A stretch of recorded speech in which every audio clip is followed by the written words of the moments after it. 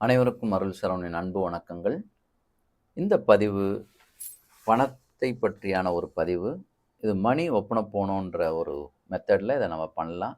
ஏற்கனவே என்னுடைய முந்தைய பதிவுகளில் சொன்ன அந்த 4 வாசகங்களில் உங்களுக்கு ஏதாவது டவுட் இருந்தால் நீங்கள் அந்த முந்தைய பதிவுகளை போய் பாருங்கள்.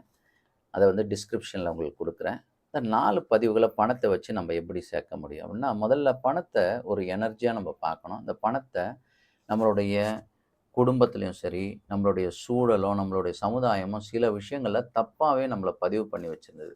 அந்த பதிவு பண்ணி வச்சிருந்த நம்மளுடைய ஆழத்தில பதிவு பண்ண வச்சிருந்ததுக்கு வந்து நான் நான் சாரி கேட்டுக்கிறேன்.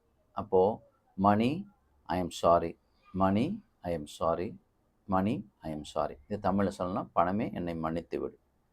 இப்போ அடுத்த ஸ்டான்ஸா வந்து பணத்துக்காக நம்ம இவ்வளோ நாள் இருந்த விஷயங்களுக்காக நான் வந்து ஃபர்கிவ் பண்ணி கேட்குறேன். என்ன மன்னிச்சிடு. நான் வந்து ஏதாவது ஒரு வகையில தெரிஞ்சோ, தெரியாமலோ நான் அது வந்து தப்பான விஷயங்களா, அத பத்தி தப்பான ஒரு கூற்றா நெனச்சிருந்திருக்கலாம். அதுக்காக என்ன மன்னிச்சிடு. அதுக்காக என்ன மன்னிச்சிடு. அதுக்காக என்ன மன்னிச்சிடு. 3வது வந்து அந்த பணத்துக்கு நான் நன்றி செலுத்துறேன். என்கிட்ட இருக்கக்கூடிய பணத்துக்கும், இதுக்கு முன்னாடி என்கிட்ட இருந்த பணத்துக்கும், திருப்பி இதுக்கு மேல என்கிட்ட என்ன பணம் வரப்போதோ அதுக்கெல்லாம் நான் நன்றி செலுத்துறேன். இந்த நன்றிய நான் என்னுடைய ஆத்மார்த்தமா நான் நன்றி செலுத்துறேன். ஆத்மார்த்தமா நான் நன்றி செலுத்துறேன்.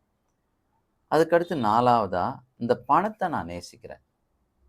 இந்த பணத்த நான் நேசிக்கிறேன். I love money. I love money. Yes, I love money in my whole heart. என்னுடைய முழு இதயபூர்வமா நான் அந்த பணத்த நான் நேசிக்கிறேன். Thank you God. Thank you God. இறைவா நன்றி. எனக்கு கொடுத்தமைக்கு நன்றி. இந்த பணம் என்னிடம் எளிமையாக சேர்ந்த வண்ணம் உள்ளது. என்னிடம் இந்த பணம் எளிமையாக சேர்ந்த வண்ணம் உள்ளது. இதை நீங்க திருப்பி திருப்பி